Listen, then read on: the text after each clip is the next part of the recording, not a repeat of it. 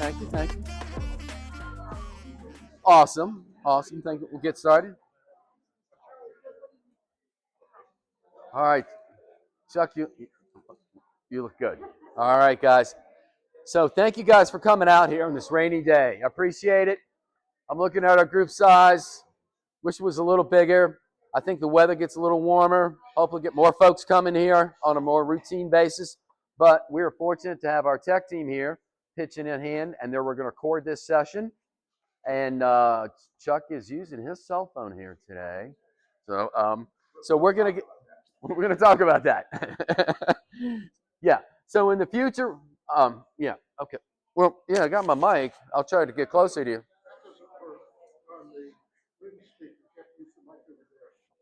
Okay. Yeah, you guys are still a little. There you go. I want to do that thing Chuck Schuster makes you do. Clap your hands once, clap your hands twice. There you go. All right, guys. So I'll use the microphone here. So thank you guys for coming out today. Hope we can get more folks come out here in the future. Our next meeting is going to be over here at the fairgrounds, and then in June we're going to be over at the Ag History Farm Park where we have a social event. July is going to be back here. Then August is going to be online because that's usually busy time here at the fairgrounds. So, Marty gets a little, wound up about, if you know Marty, you're from the fairgrounds. So speaking of the fairgrounds, we are looking to get a large tree commemorating Mike Freezer. We're going to try to do it in the fall, but some things came up on my end. And also, the tree started to grow. I wanted like a 2-inch caliper tree. I could put it in the back of my truck and bring it on over here. Marty said, bigger. How much bigger? Big as you can get. So it's, I told him you can get some really big trees. And so he's really excited about the idea. We're going to put some money together, myself or my pot of the money, and I talked to Linda. But if there's anybody else who would like to give additional money to make the tree grow, let us know, me or Linda know. We'll talk to Marty. We'll try to schedule out a day when it's going to come. All I can tell you, it's going to be a native shade tree. That's all. What it's going to be, I don't know. But he wants it big so it can provide shade over in that area right around our garden, next to the folks that do the chainsaw stuff. So anyway, it's going to be over there. So if anyone wants to contribute, please let us know. I need to work on that with Marty and try to get that done as soon as I can, as soon as we can schedule that in. This Saturday we're opening up registration for the next Master Gardener training class. So I've been sending emails out to people, anyone's interested. We also had a wait list, and it was really nice. Renew set it up. So if you were interested, you filled it out, you put your email there, and I sent it out. The only thing I'm worried about, and I'm learning about this, is that it may have went to their spam. So I got a few people who I didn't hear anything. I just send it to them again. So we'll have things like that. Occasionally, we have things like that from us too. So anyway, if you know of anybody, it's this Saturday at 9 o'clock. It'll probably go pretty quick. Format's different. As I mentioned, it's during the day. It's Monday. We're going to try to do face-to-face. Wednesday online. It's during the day. And that was partly trying to be honest, we had some shortcomings there with Grow It, Eat It. We're trying to do our best to try to staff all our key events. So that's one. So that's coming up. The Master Gardener Manual, I will have it here. This is the new manual. It's I think it's $90 plus some tax. Now, I did buy a bulk order for the class. I'll talk with Linda at the board meeting if we want to do such a thing, how we want to do that. There is also an online version too. The cost is the same. And so that's kind of be up to you. Well, I kind of know why they did it, because if you know this, well, I'm just going to go with the online version. So anyway, that's fun. I will leave it up here if you guys want to take a look at it. It looks pretty nice, pretty good. I tell you, when Christina ordered on, I think on a Thursday, it was in the office on Monday. It was fast. So what's that? Well, I'll let you take a look at it. I know what some people are going to say. You know, the new class, they'll say, "Dude, can I use the old one?" My answer is no. I'm going to be that teacher. Well, this is the new edition. You got to stick with it. So anyway, we're going to refer to it. So is it a big improvement over the other one? I think it's similar. It's similar enough that what I would, if I don't say, I'll get myself into trouble. Anyway, I'll leave it over here. I'll give it to Linda and see, to take a look at it. The other thing I was going to mention to you about the badges. There's a whole bunch of badges over at the office to pick up. I'm not bringing the badges and pins over here anymore, because what was happening at the time I brought them over here, the time I brought them back, sometimes people would come over, they're looking for them, then they weren't there. But they're over in the Ballard room. I keep the Ballard room unlocked. That's our place where we drop off things, pick up things. When we order things from Amazon, that's our pickup point. If you do pick up something for your group or whatever, there's a little sign-out sheet. Please do that. It's been very, very useful, because somebody said, well, I picked up the seed. Well, who picked up the seed? I don't know. So we can kind of keep track. Another thing I was going to mention, after the board meeting, we're going to have a little shopping thing again, like we did last year. And this year we're going, first time up, and we're going to Seasons. So if your group needs something for your committee, and you have the funds and the money, and they think they have the Seasons, whether it's mulch or straw or whatever, shortly after the board meeting ends, I'm going to pack up and head over to Seasons. So this is April. This is April, and we're also going to do one in May too. Okay. I'll probably go to Stadler's in that one. I will not, or I cannot do one in June, because that's when, end of the fiscal year, and they all get excited about that. And I don't want to, cause any stress. I'll probably do another one in July if necessary for the fairgrounds. So we'll have 3 shopping trips. Yes, that's the whole point. Yes. Yeah. You would go with him. Yeah.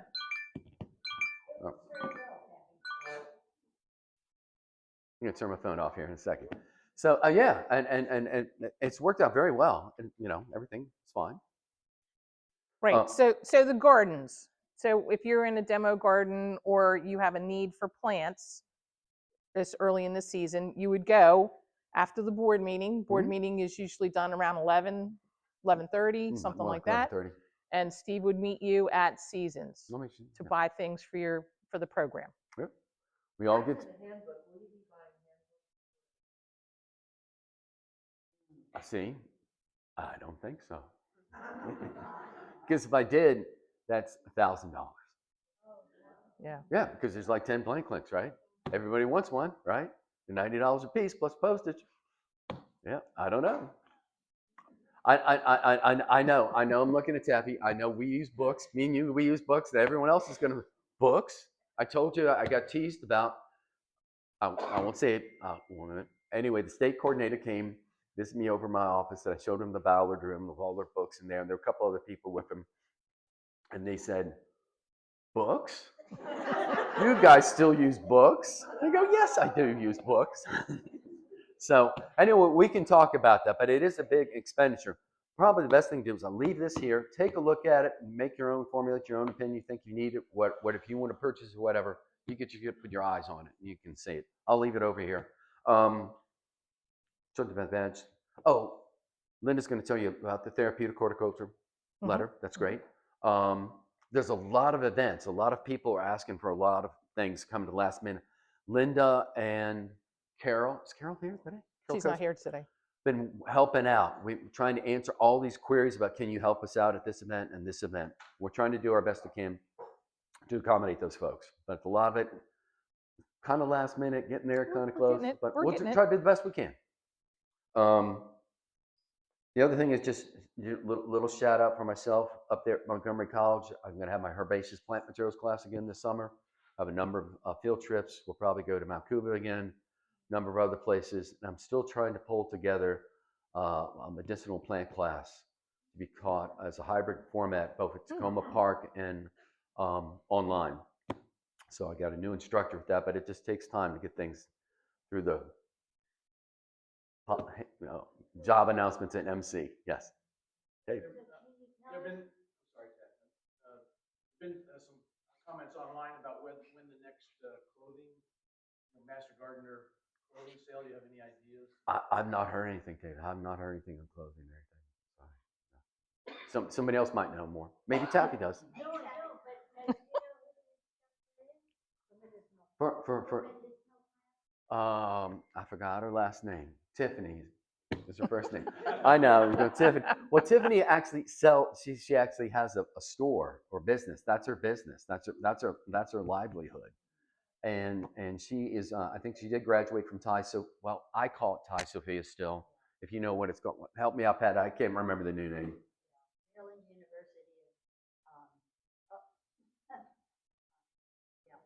I don't know why they changed the name. Everybody remember Thai Sophia. Thank you, Pat. Thank you.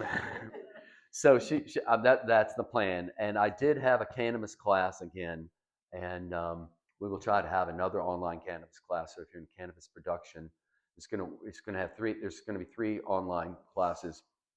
One's generally about cannabis and law. Second is about really more about if you worked in a dispensary. Oh, there's many types of different kinds of cannabis and the different kind of attributes they have. I have a great teacher for that. He's taught this class many times throughout the state of Maryland. He's really good. He's extremely knowledgeable. And the third one would be more if somebody wanted to do home production. I think you're allowed 2 plants per person in Maryland now. That might change. So anyway, Shad is his last name. I don't remember Shad's last name. I know everybody's first name. So I'm sorry about that. At this point, I think I'm going to hand the mic over to Linda. Okay, great. Good morning, everybody. So I was going to remind you to wear badges at all times, and I promptly left mine in my car and drove my truck. So anyway, please wear badges. Second reminder is that we have a bunch of community events, community tables that are going to be coming up. So please, we're putting them out through Groups.io. You'll get an email. Please sign up. It'll tell you the contact person. It's not me. It'll tell you the contact person. And usually they're looking for 2 to 4 master gardeners to help out. So that should be happening. Ken Ross had a family emergency, so he's not able to do the community events right now. So as Steve said, Carol Kosery and I are kind of taking that over and getting things done. So if you have a community event, you can send it to Steve or send it to me or both, and we'll get that done. There was something else you mentioned.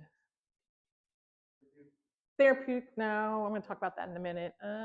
Well, I'll figure it out as we go along. All right, let's, Barbara, you wanted to make an announcement, and then I'll do recognitions. Speaking for Friends of Brookside Gardens. So we have a new project this year. We're going to co-sponsor with Friends of Brookside Gardens a plant sale. There will be many natives. It's going to be Sunday, April 27th. This year, a member of Friends of Brookside, you can get in at 9. If you are not a member, why, you can get in at 10. And the sale is 10 to 2. 10 to 2. So there will be great plants.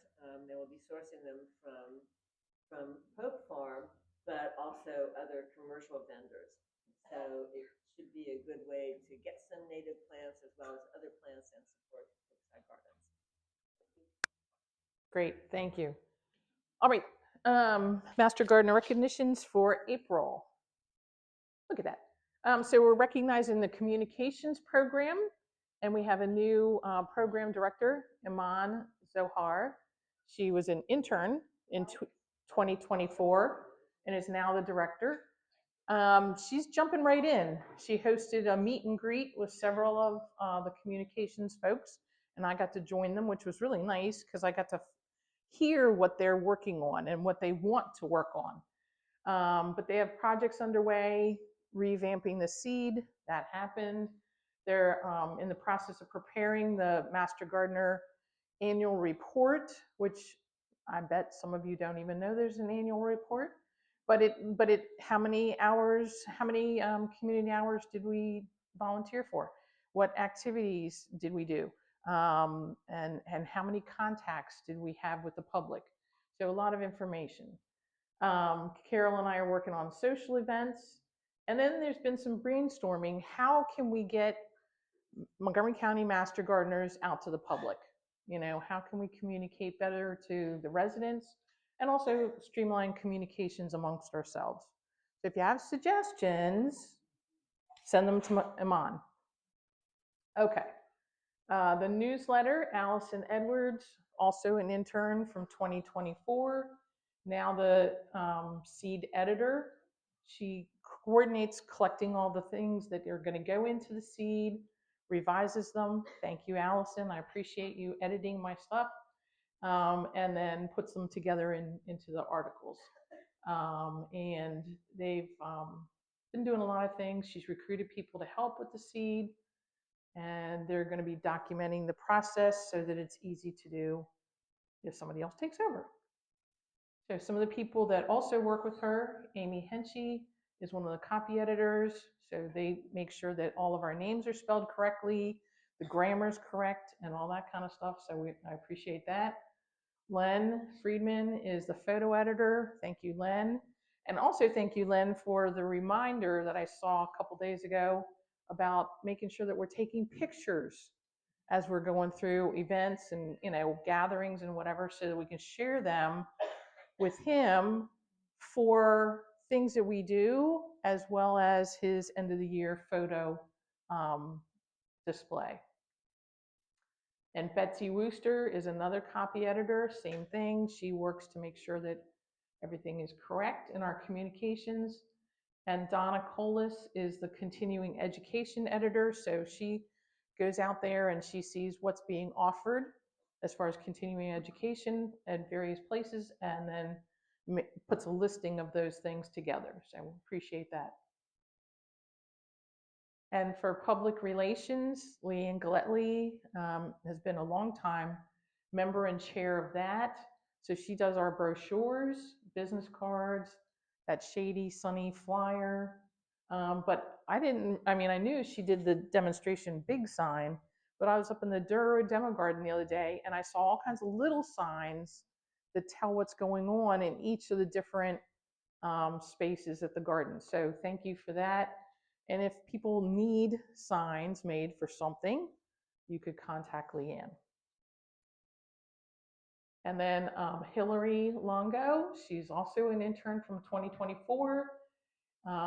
And she's now co-chair for public relations. She worked with Sue DeGraba, who put together the information for the annual report. I know that there was a lot of stuff to put together. And then Hillary's bridging that and getting help from Krista McKim on the layout and design, so that it'll look really professional. It'll look really nice. And just in case you need to know, where do we use that annual report? It's going to be posted on the website, but it's also given out to people in Montgomery County, county executive. So it goes places to represent what we do. Okay, and then social events, Carol and I are working on that. If you have ideas for social events, please let us know. I'm kind of kicking around an idea of a happy hour or something, but anyway, if you have any ideas, let me know. And then a huge thank you to Karen Donato. She's working on putting together our Master Gardener calendar. It is going to live on the Gardeners Connected Groups.io platform. So if you Google Groups.io and then go to that, you can select your group, and if you're part of Gardeners Connected, it'll take you right here. And on the side, instead of going to messages, you can go to calendar. And when you hit calendar, this is what she started. She started putting in therapeutic horticulture and our meetings. That's as far as she's gotten so far. But then if you click on one of those, It will give you a lot more information. It will give you a contact person, email, phone number, whatever, the time of day that this event's happening. We're hoping that this will get used a lot, whether you just want to drop in on something, or if you forget, what time was that community event? I think I have to be there at 10. Well, you could go to the calendar and get a reminder. Okay. Now it's not done. It's in the progress, and it's slow to put all that information in, particularly in describing what's going on. So bear with us. It'll probably take a month to get everything in, or at least, a good bit of it in. But start looking, start getting used to it, start playing with it, and I think you'll like it. And there were you that we would not want to put. The plant clinics will be on it. Yes. So we don't need to. You do not need to do that. Plant clinics will be there, therapeutic horticulture, urban gardening the first Saturday of every month, USO garden. I mean, all of the things. If you were a chairperson and you came to the January meeting, we had little Post-it notes on a calendar. Okay, so if you gave me dates and a topic, they'll go on this calendar. And I'm going to be adding the community events as I get them, the community tables as we get them. Okay? So I'll keep reminding you. You will see this in the seed for May. Okay, big shout out to the Lay Hill Nursing and Rehab Group. They got a letter from the executive staff at the rehab center, thanking them for the role of the therapeutic horticulture. So it says, your dedication to organizing and facilitating activities has brought our community immense joy and comfort and engagement. Your efforts in providing companionship, entertainment, and the meaningful interactions have significantly impacted the well-being of our residents. The compassion and kindness you have shown reflect the true spirit and service and community. So big shout out to them, and big shout out to all of therapeutic horticulture, because you are a bright light in those residents' lives. So congratulations to Joanne Mueller, Pat Thomas, Gloria Mitchell, Molly Moran, Peggy Fields, Holly Larish, Mary Couch, and Kate Crawford. So big thank you to them. Yeah. And our next monthly meeting is on Thursday, May 1st. We'll do our plant swap at that time, right after the meeting. So start potting up your plants now and get ready for the plant swap. Okay. And I'm going to ask Dave to come up and introduce the speaker.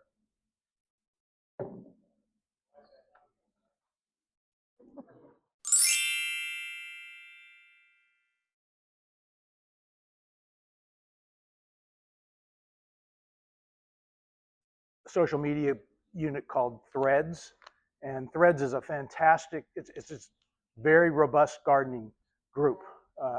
It's amazing, from all over the country, in fact, all over the world. So if you're on that or take a look at that, that would be someplace that would be worth your while. Okay, thank you so much. Today, Debbie Ward is a professional organic gardener, speaker, coach, trainer, writer, and designer. She is the founder of Prior Unity Garden, the business she created to help others achieve their organic garden goals and dreams. Debbie has been gardening since she could crawl around her family's garden. Her first gardening lesson at age 5 was to learn the difference between green cherry tomatoes and peas. Any of you have that problem? Her innovative garden systems simplified big methods like permaculture, biodynamics, and integrated pest management, so they're accessible and usable for home gardeners. Debbie values biodiversity, community, healthy living soil, fresh organic food, and the prior unity inherent in all beings. I'd like some prior unity in myself sometimes, I think. Let's all give Debbie a warm welcome to our monthly meeting. You want to hold on to this? A gardener had a problem. Really, it was more of a conundrum than a problem. Her name was Tammy, and her conundrum was she had retired and moved to a little condominium after having a big, huge garden. So her conundrum was, how do you go from having a garden like this to a garden like this? Really simply and easily. So she did what most of us probably do when we have a question. She Googled it. Okay, let's see. How to garden in a small space. All these different things are coming up, right? And then, well, that's too much. Do I want? Sorry. Okay, I could go down the small raised bed, or do I want to go with containers? Ooh, the 10 best vegetables to grow in a small space. Oh, look, the 5 best flowers for a container garden. Oh, fantastic. Beautiful spring shirts and outfits. And then you either do one of two things. Usually, at least I do myself. I am either finding so many different options that I start getting confused, or I go down this or that, or I go down that rabbit hole like, oh my God, a pretty spring flowered top. And before I know it, you look up at the clock, you've wasted a ton of time, and you've either forgotten what it is that you were looking for, or you've become completely confused. I see my friend Pat in the back clapping. Yes, I think a lot of us have done something similar to that. So we don't want to do that. And that's when Tammy and I met, and she and I started working together. This is hard. I'm used to like running back and forth. I'm trying to stay in the frame. So, growing food in small spaces. Really what we're talking about is we are talking about how do we maximize the space. I keep doing it. Okay, sorry. Aha. Walk behind here, and then you can go all the way. Then I can walk. All righty. See, I just like to be able to come over and talk to people on this side of the room, and then be able to come over here and talk with people and meet you guys over on this side of the room. And that helps keep me focused as well. So, practical ways to maximize your garden space no matter what size garden you have. That's what we're going to look at. And so what I've done, there's going to be a lot of tips in here. You guys are master gardeners. So a lot of the stuff in here may not be hugely shocking and surprising to you. But what it might be is I want us to think the things that we're going to talk about, I want to couch them into generally 3 categories. We've got our general tips, the stuff that no matter what kind of a small garden you have are going to work. Then I've picked out 4 container tips of things that I see people either kind of get wrong or that I get the most questions about to be helpful. And then I added 2 more tips in that are specifically for a small space or a townhouse garden. Alrighty.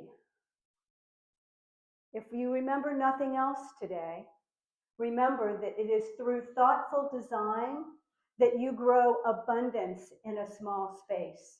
And I'm going to come back to this again as well. All right. I also want to let you guys know at the end of this presentation that I will have a QR code up. Yeah, I know we're all older. But I have a QR code up, so you guys don't have to take a ton of notes if you don't want. You can just get the checklist with all the different things on it that you can refer to. So I tried to make it super easy. So let's start off with our general tips and ideas.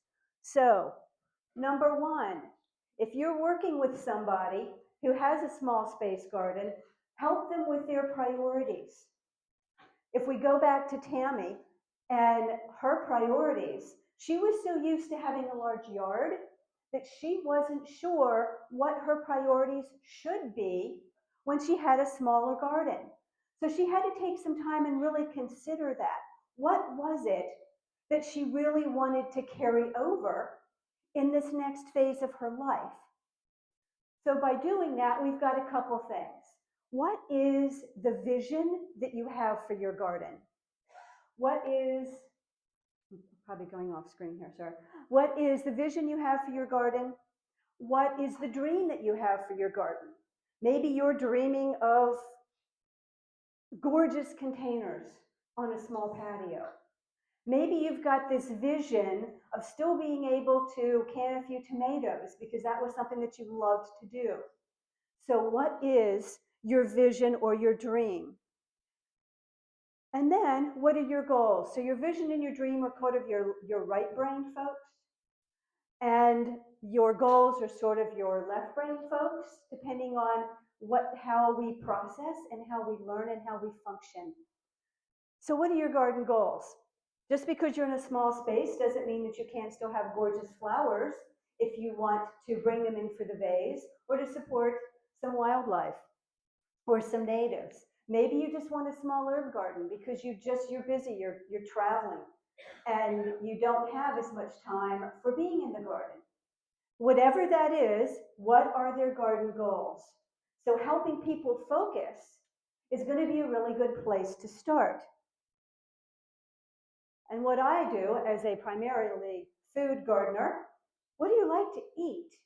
So this is a huge question. When you're going, in Tammy's example, when you're going from a large garden to a small one, what do you like to eat? If you're speaking with someone who's a brand new gardener and hasn't gardened before, what do they like to eat? If you are growing something that you love, you're going to be way more into taking care of it. And if you're working with newer gardeners who aren't sure if they're going to be able to have the time or how they're going to do as a gardener, making sure that they're really motivated is going to help them succeed. And of course, that's our goal, right? We want to make sure that everybody succeeds that we're trying to help. So the number one thing that people want to grow when they're growing food in the United States are tomatoes. Maybe the goal is just to grow a few tomatoes. Maybe you want to expand and figure out how can I still grow some perennial fruits in a small space, and we'll look at that in a moment. Maybe I just want a little corn herb garden. Whatever that is, what are their goals? Again, our lovely zinnias. Maybe you're a native gardener. And maybe you still want to find a way to have your beautiful Joe Pye, even in a container or the back of a townhouse. It's going to support those pollinators. I know we're talking food today, but I couldn't resist. So design.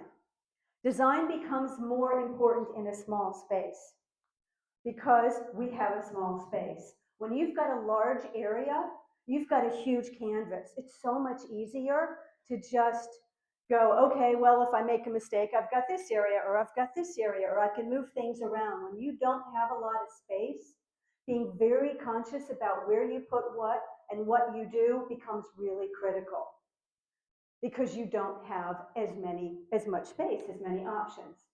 So I said I'd come back to this. Through thoughtful design, you grow abundance in a small space. And this is where sun path matters. We know this. We know sun path matters, but in a small space, it matters so much more. When we think about, I'm sure you've all been in someone's townhouse backyard. Does anyone can say that we've been and we've seen what happens with the shade from the fence and the shade from the neighbor's tree and the next buildings. The sun usually is a whole lot less in a small space. And if you're working with somebody that's got a patio or a balcony, it could be even less than that. They could have an overhang if they're on a patio. They could have a balcony above them. So really looking at the sun path is going to be a big deal, and a much bigger deal than if you've got a lot of area to work with. And this is where, again, right plants for the light. I'm sure you guys know the difference, the fact that different plants want different light. So when you're working with somebody, really honing in with them and helping them understand where the light is. This is a solar pathfinder. It's a cheap thing that I use when I'm helping people, but helping them understand how to observe the sun path, how to observe in the different seasons what's going on in their space is going to take you a lot further. And then you can also help them with what are some of the plants that like shade versus some of the ones that like sun. A lot of people, especially newer gardeners, don't understand that cucumbers in our hot, humid climate really love a shade break. So there are fruiting crops as well if they do have a shadier area that people can grow. So I think you can all see that really honing in on the small space and the sun path is going to make a big difference. So one of the things with small spaces is the higher you go, the more sun you get, especially in a small townhouse yard. So a couple of different things that we've done to help people with that. This is an herb spiral. Anybody familiar with herb spirals? All righty, I love this. I love talking with master gardeners. You guys are awesome. So this is an herb spiral that doesn't have to just be used for herbs, but it is a way that if someone has a small urban lot, that they could build something like this. It could also be used for vegetables, as well as herbs if they want to.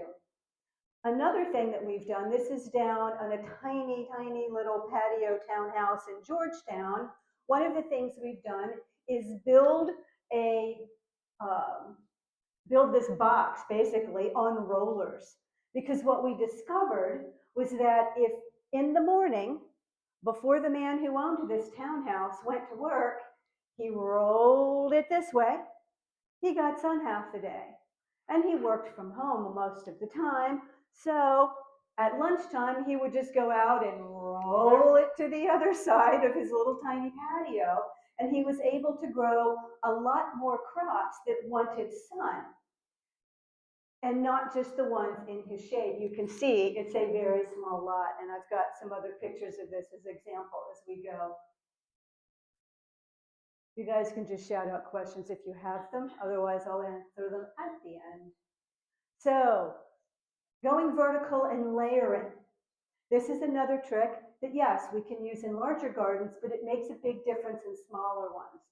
So here is layering. When I talk about layering, and I say to people, especially ones that don't quite know what I'm talking about, I'll be like, when you have walked into a forest and you look around a forest, you've got your overstory trees, you've got your understory trees, you've got your shrubs, and you've got the stuff going on the ground. This is what we want to mimic. So in this example, we've got our pole beans or our overstory trees, we've got our tomatoes or our understory trees, then we've got some lettuces that are shrubs, and then in the ground, to utilize that space too, because we don't have that much of it, we're putting in some root crops. And something else to consider with our sun path, in the spring, this lettuce on this side, on the right, is going to get a lot of sun when it's still cool. But when winter comes along, when summer comes along, we might want to be nestling some of those lettuces in between the tomatoes and the beans so that they're getting a little bit more shade. Make sense? Just checking. I mean, it's all logical. You guys know. All righty, so going vertical on the left here, this is over in McLean, making a trellis on top of, with bamboo and string on top of just some containers. You'll notice at the top, there is a railing that's got some lettuces in it. This particular container on the left had peas and potatoes this particular year. So remembering that going vertical is going to save us a ton of space, and remembering as well with our sun path, as plants are higher, they're going to get more sun. So if you're doing pole beans, you may be getting more beans at the top of those poles than at the bottom, but that means you may still be getting beans where you might not have if you had bush beans, depending on your sun. So here's some other little hacks that are kind of fun for someone trying to go vertical. Get creative. You don't have to build something. You can get creative using, whatever found objects like these two to go vertical and grow some whatever you want to grow, whatever types of vegetables. And then I've also been a proponent over the years of using pallets, which you can oftentimes find for free to utilize. And here we have a nice little herb garden. It can be another way to maximize your space and go vertical with what someone's growing. And here we are back in Georgetown with some more boxes that we utilized to go up the side of the wall in this little tiny townhouse. So just trying to give you guys some ideas. And really, as I said, it's not like it's rocket science that I'm talking about. But what it is it's couching these ideas, many of which that we may already know, and packaging them from the point of view of how do we utilize this stuff so that we grow really well in a small space and for the folks that we're helping. So it's really a mindset. So other ideas, a yummy edible wall. I'm ready to eat that squash. I don't know about you guys.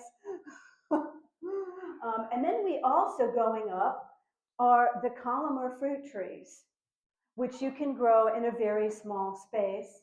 You could put one in the corner back of a small urban lot somewhere and still be getting some fruit. That could be super satisfying, especially for somebody who wants to be growing more or just learning how to grow, or someone like Tammy who is used to growing a lot and is missing some of her fruit trees, or was missing some of her fruit trees. Another idea is if you've got a small seating area, you might want to have a small patio or a small area in an urban lot that you still want to be able to sit outside. You can still sit outside and you can use this trellis, just sit there and pick your grapes, or you can sit there and eat hardy kiwis. Something about the hardy kiwis though is that if you're going to grow these, you want to make sure to grow them in a container because they have become somewhat invasive in the northeast of the United States when we've let them kind of go crazy. So if you want to use the hardy kiwis, which are delicious and yummy and just like a bite of kiwi when you harvest them, if you want to use these, then I would recommend putting them in containers so that they're not going to become potentially invasive in Maryland, which we don't want. Okay, succession planting. Everybody familiar with succession planting? Yes, no, maybe? All right, well, we can succession plant, again, becomes even more important with a small space. So you're probably familiar with the things that are most noted to succession plant. Our root crops, our beans are great if you like to can beans. You can still grow a lot of bush beans.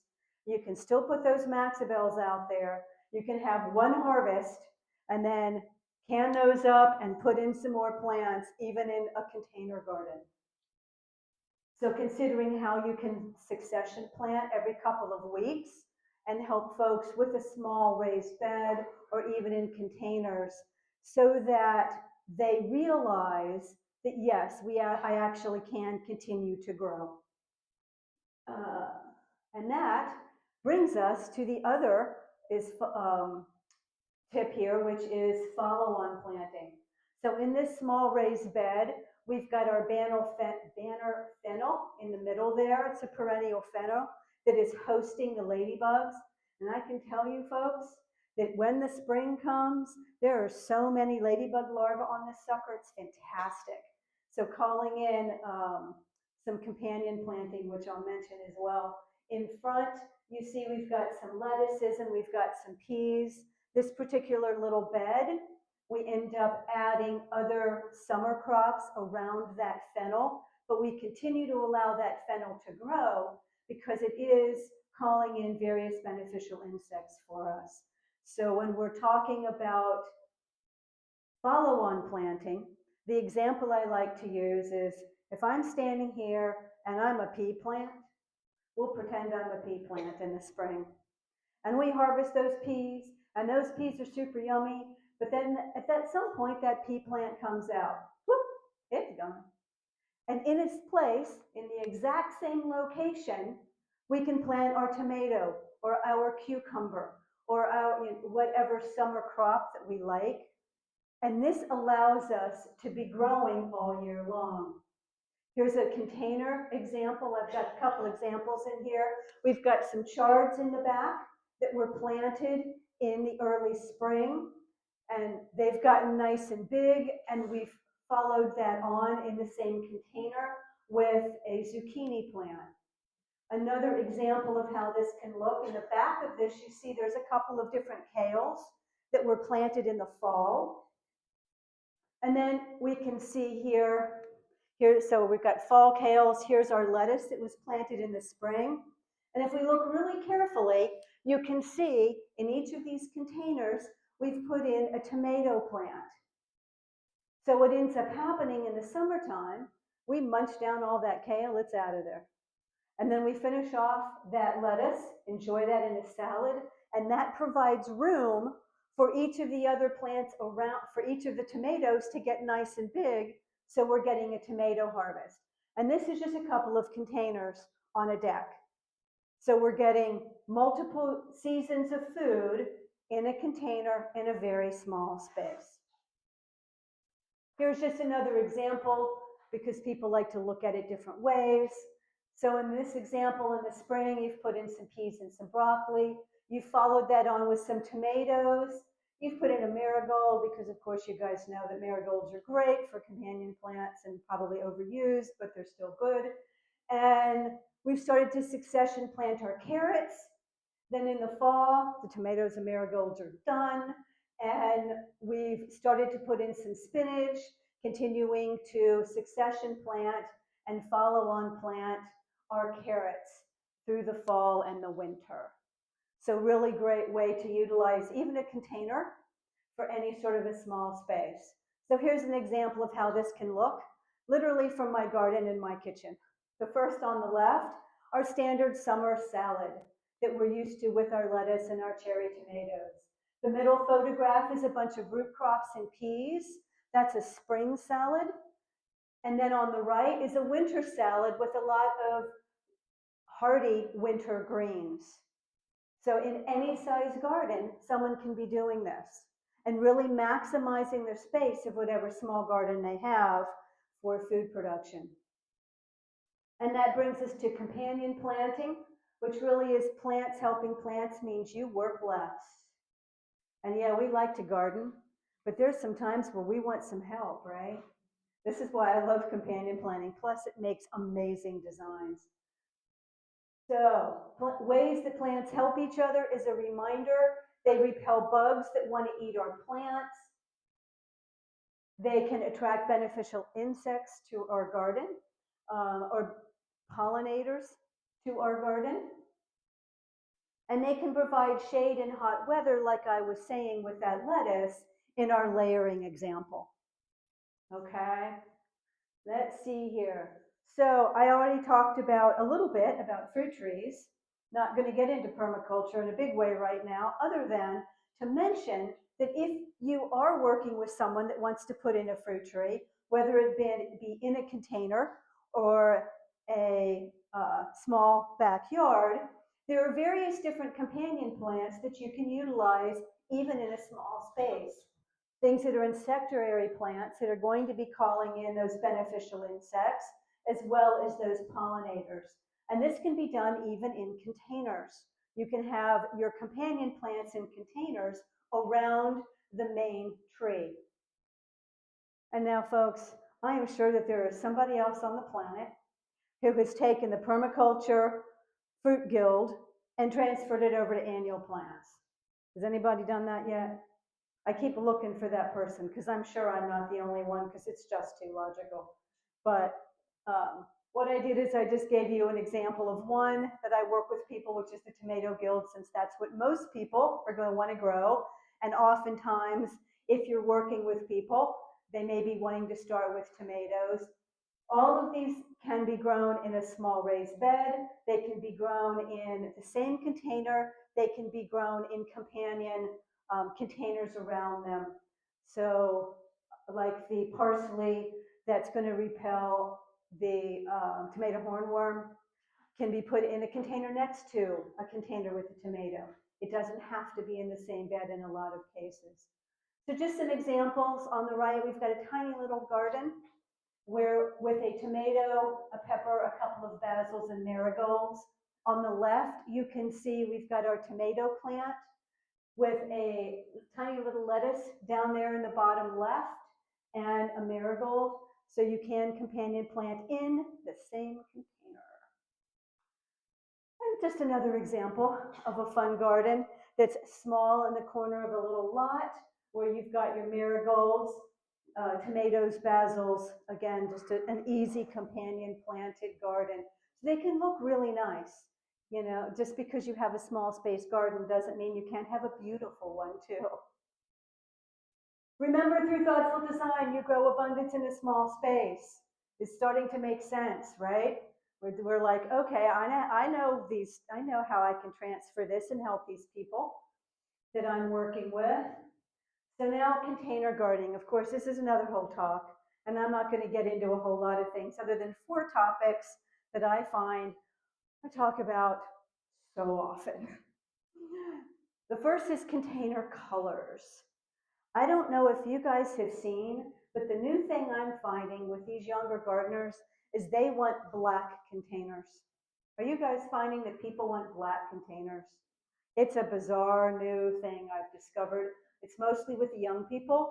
I want it to be black. Why? So black, of course, is going to absorb a lot of heat, as is another dark color like green, and red is going to act like black. We live in a hot, humid climate.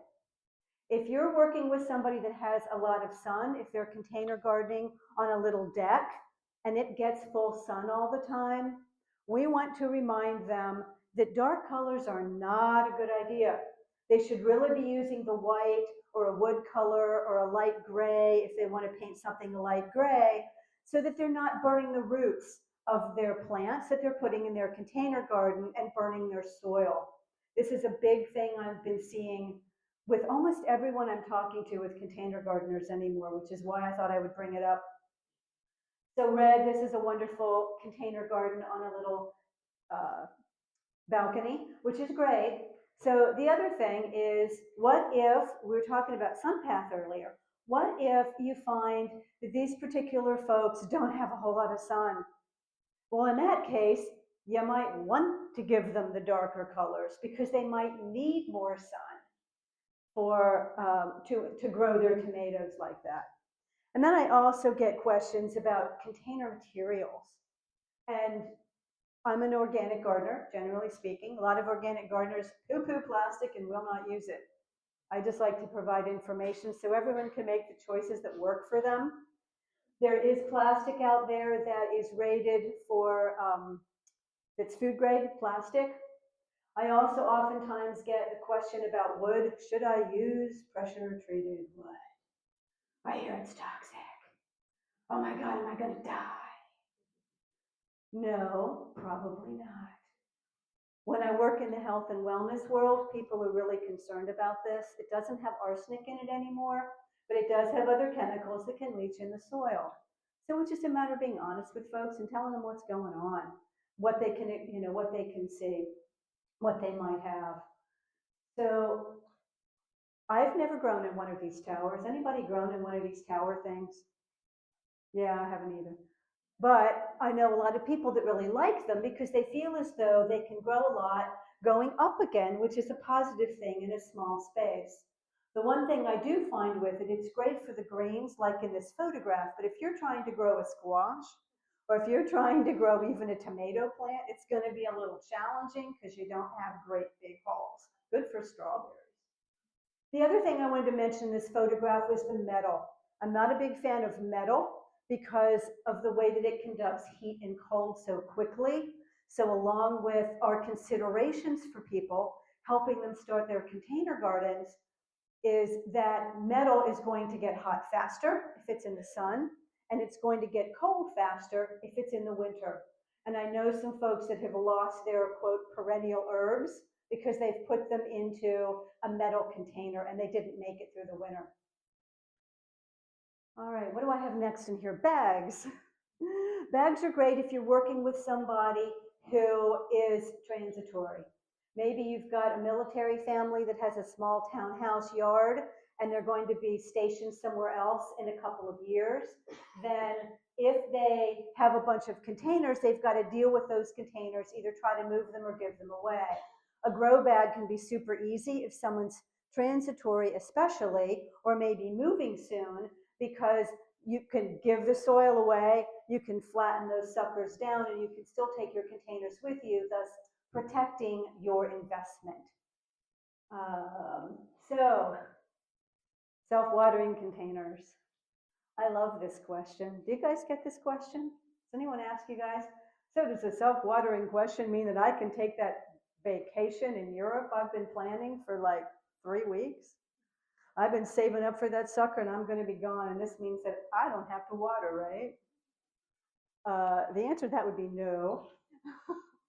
So in our container gardens, you've got the water reservoir at the bottom, and you've got an overflow hole so the sucker doesn't flood when you're away.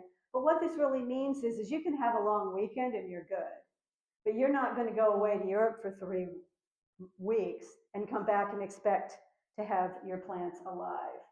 And that's a question I get all the time. You're probably going to need some other sort of watering system that's going to be on a timer if you're traveling a lot. All right, choosing varieties. This may seem real obvious, but again, these are just questions that I get all the time working with folks. How do we choose varieties for containers? Oh, but I don't want to grow in a container because I can't grow anything, right? The answer is no. What I tell the people is you can grow anything in a container. I mean, maybe not a massive oak tree, but when we're talking about food here today, folks, you can grow anything in a container. I've grown watermelons and all kinds of stuff. If someone is concerned that they're going to get the wrong seed or the wrong plant, just tell them, look for the simple stuff. Look for the basics. Does it say good for containers? There's an amazing amount of fantastic, even organic breeders out there now who are breeding stuff specifically for containers and for small space and for urban yards. Does it say it's compact? Does it say it's small? There are bush watermelon varieties out there. I've grown butternut squash out of a container on my deck. You can grow anything that you want to. But these are just some things to be reminding folks when we're talking with them with regards to how to choose. There are even small corn varieties now that are bred, that are organic and specifically bred for containers. So abundance, just some more inspiration as we're finally getting into spring. I'm so often talking in the wintertime and trying to give people some inspiration. Packing stuff close together. Here's some greens in the spring in a small raised bed. Here's abundance, 2 raised beds in the back corner. Can't say that you can't grow a lot of abundance. It's not going to work. I won't believe you. So through thoughtful design, you grow abundance in a small space. All right, a couple of tips for townhouses. So we've got a townhouse here. We've got a blueberry bush and we've got a peach tree on the right. You'll notice along the path, there's some mother of time that's calling in pollinators. You can grow food in a very small space.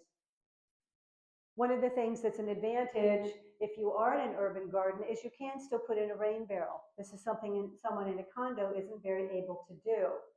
But it's oftentimes worth it because water can be very expensive depending on what municipality somebody's in. And so encouraging them to put in a rain barrel to help water their garden can be of a huge advantage. that a townhouse or a small urban lot would have that a condo might not. And the other thing, so we look at this, we've got a lot of shade. They're putting containers in the middle because that's where the sun is. The other thing are mirrors. Anybody use mirrors? Yes, we've got a mirror person. She knows. She has the secret. So you can bounce light into dark spaces. We've utilized this a lot in small spaces, especially in townhouses.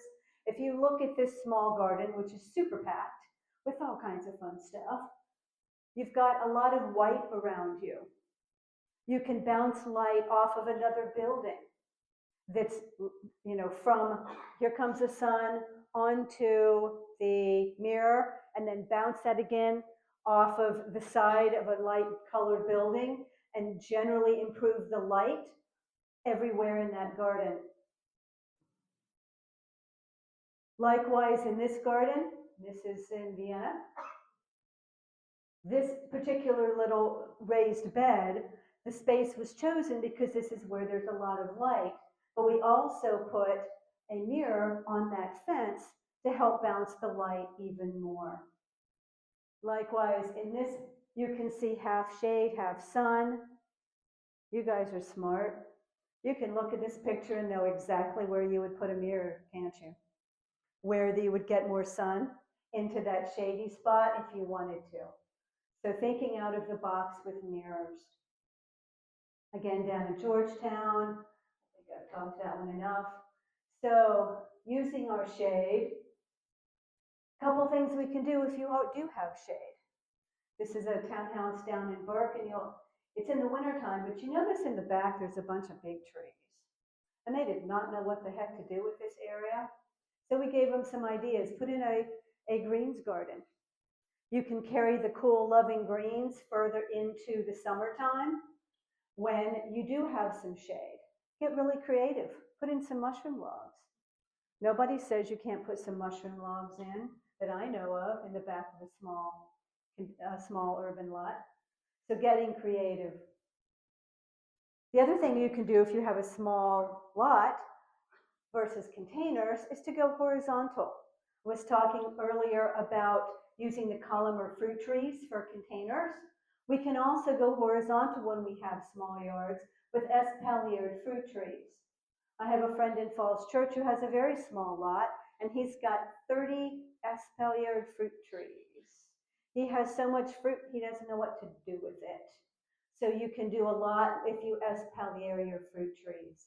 Another trick of things that we already know that exist, but reframing them, as I've been saying, reframing them into thoughtful design so that you've got abundance in a small space.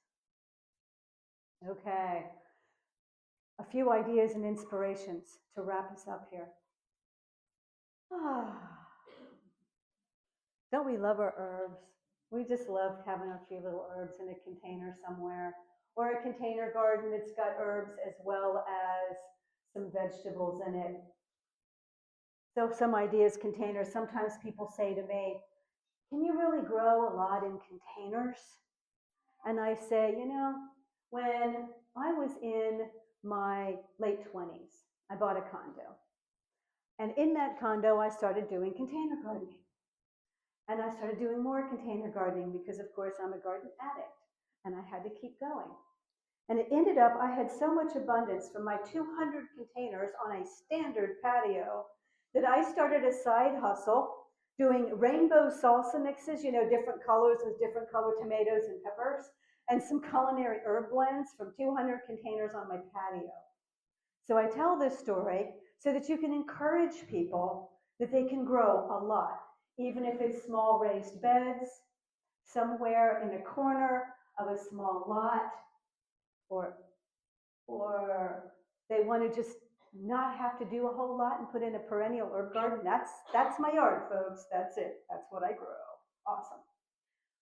Sometimes people like a little different aesthetic. Doesn't matter what your aesthetic is. Here's some herbs in the front, a tomato plant and espaliered fruit tree, much more formal looking. Just depends on what people might like. If you do have a small lot, a small urban lot, yeah, you can go for it. Design it all, baby. We've got even chickens in the back of this lot. So you can make the choices where you put things and how you design them in a really small space so that you are getting an abundant harvest. Yes, I ate it all. Everything on this slide has been devoured. So through thoughtful design, you grow abundance in a small space. Here's that freebie thing. I'll leave this up here while we're doing if people want to get the checklist, which you can just utilize if you're out on a table somewhere, wherever you might be helping people with trying to grow in a small space. Here's just a simple checklist that you can give folks that, or utilize yourself and make yourselves look really smart because you already are. But I don't know about you, but sometimes I just forget stuff when I'm talking to people. So it's nice to have a cheat sheet here and there. So feel free to have this as a cheat sheet.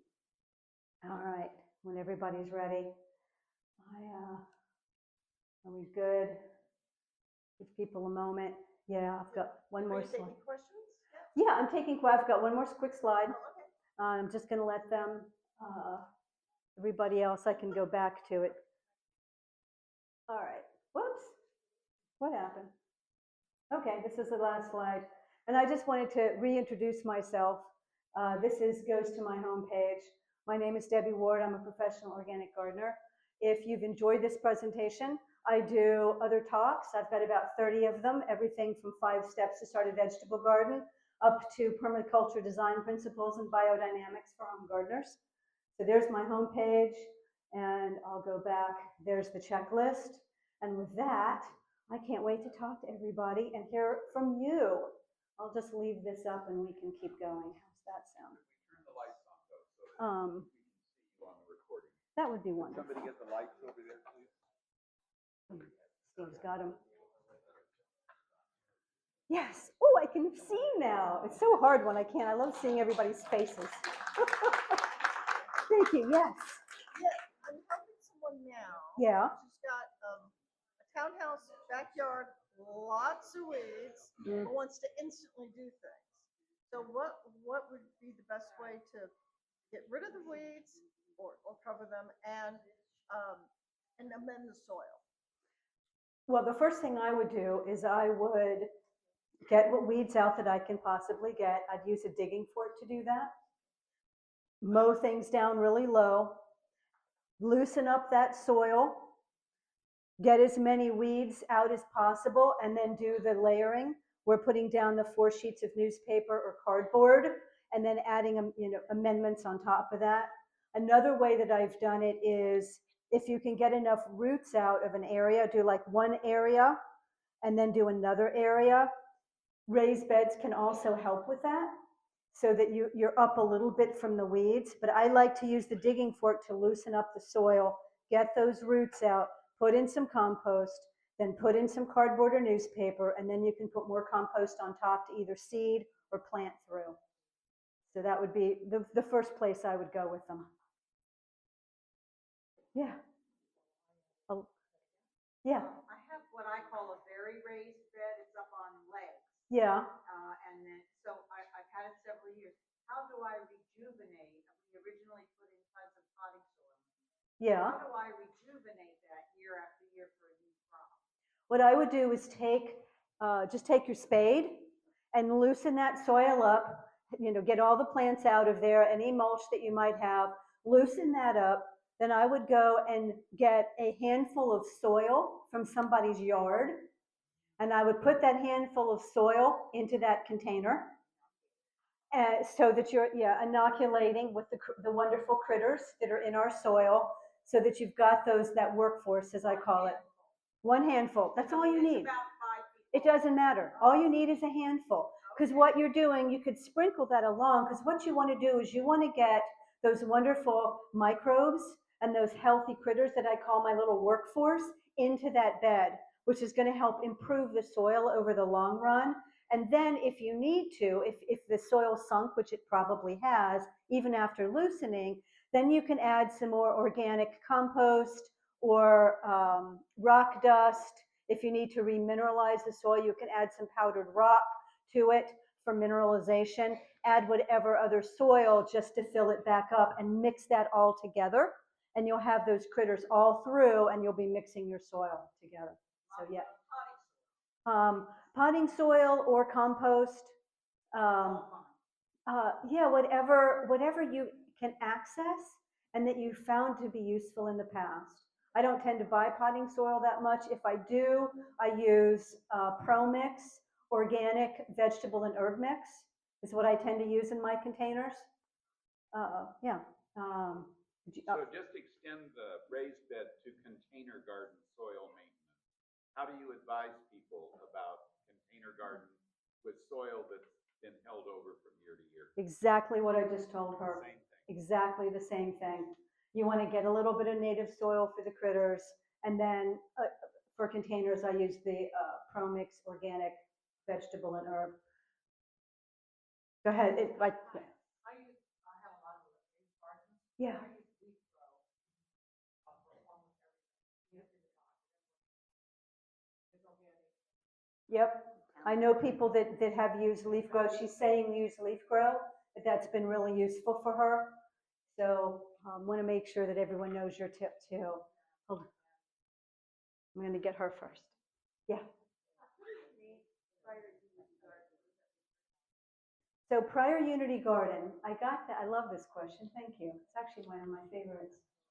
A few years ago, I read a book called Prior Unity by a man named world friend Adi Da. And he talked about this concept of prior unity, and that the unity that we're all seeking for is actually already been here. It's prior to you and me and everybody in here. That's the foundation of everything that we know and everything that we do. It's the underlying matrix of life that was here prior to any of us. And when I read that, I went, yes, that's the thing. I have to name my business Prior Unity Garden because it's one garden spread all over the earth. It's not multiple gardens. So thanks for that question. Yep. What do you do about mosquito larvae in a rain barrel? I was going to just say, yeah, dunks, mosquito dunks. It's a product you can buy even at Home Depot. It's called Mosquito Dunk, D-U-N-K-S. And you just plop one of those suckers in there and it's handled. You can use them in ponds too. Hold on, he was next. Go ahead.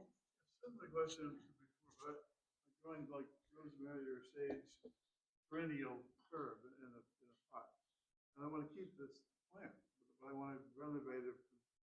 That was last year. This year I want to use the same plant. Do I divide it? How do we renovate the soil in that pot that already has a herb in it?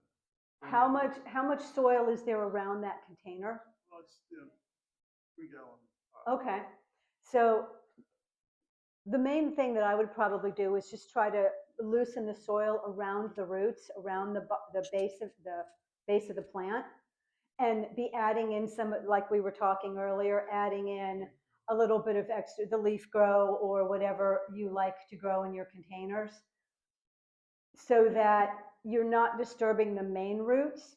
Something else you can do if you feel like it's getting too big, especially with the perennial herbs like that, is I'll do layering, but I'll layer from one container to another, because sometimes you don't have as much room. And that way what can end up happening is I'll have rosemaries in a couple of other containers. If this one starts to get too big and outdo the container, I can pull that out, put it into a bigger container, use that container for one of the babies that I've layered into another container. Works for strawberries too. So does that help? The layering, you bend it over and and pin it down in the soil of a neighboring container. Yeah, good. You're welcome. All right. Yeah. I would be concerned about using a rain barrel for a vegetable garden because everything that runs off the roof, there's things, especially in the tiles and things that you wouldn't want to put on a vegetable. I know hundreds of people who do it. So that's a choice that people have, whether they want to do that or not. If you have a larger lot, the easy solution to that is to put in a pond with a bog so that you can naturally filter the water. In a small space like this, you could still put it through a water purifier, and I know people that have done that to put it into their gardens, or even a mesh filtering system of some sort. But your point's a really good one. Did you guys all hear what she was asking? Did everyone hear what she was asking? Okay, just want to make sure for the recording that people can see. Yes, back there. Mosquito populations down. If you have a big container garden like on the deck, you often have the water catch pots underneath, catch the water so it doesn't go onto your wood deck. Those places can breed mosquitoes too. So if you take a stone and hammer it, and then sprinkle the dust in those little catch pots, it keeps the mosquito population. They actually now have it granulated. You can buy it already granulated, because I used to do that too, and then I was like, ooh, this works for exactly what you're talking about. It's a great product. Yeah. One last thing about water barrels. I save milk gallon milk jugs, any kind of jug, and then I bank the water so that, because at one point, or at some point during the summer when it's dry, the water barrels can be empty. Take the water and put it around your garden. You have it right there. Use that. I've used it for years and haven't had any problems. Yeah, thank you. That reminds me of a mutual friend, Peggy Fields, and she had this huge, some of you may know her, I know at least one person in here does. She had all these containers on her deck, and she had them raised up, and she would do exactly that, where she'd have the water from the outflow going into a milk jug, have that bake in the sun, and then reutilize that for her container garden. Any other questions? This is so fun. I love talking with y'all. Make my day. All right. I think we may have done it. Thank you all very much for having me. If anybody's interested in having me speak on any other topic, I have business cards, and I'm happy to speak with you. With that, I'll turn it over to whoever needs to talk next, which I think is Steve.